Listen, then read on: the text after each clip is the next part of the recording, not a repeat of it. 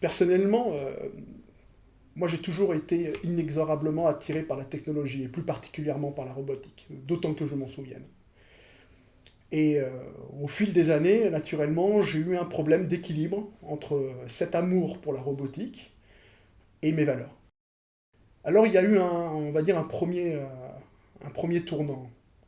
Et je me rappelle, on va dire très précisément, c'était en avril 2008. Mon épouse, à l'époque, était infirmière urgentiste pédiatrique, venait de rentrer dans un tout nouvel hôpital, l'hôpital mère-enfant de Lyon.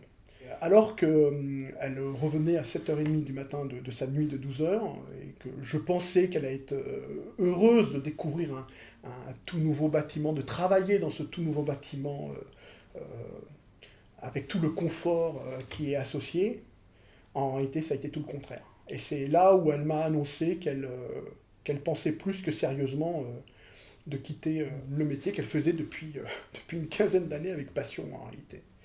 Et pourquoi? Pourquoi? Parce qu'elle m'explique que sur sa nuit de 12 heures, elle a passé la majeure partie de son temps à courir dans les couloirs. Elle ne comprenait plus finalement le sens euh, parce qu'elle n'était plus auprès de ses patients.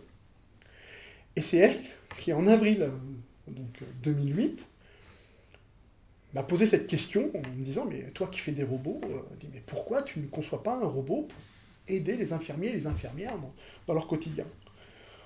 Et tout doucement, je me suis aperçu qu'il y avait une possibilité de créer des machines, des robots, qui ne soient plus des machines humanless, mais des machines for human.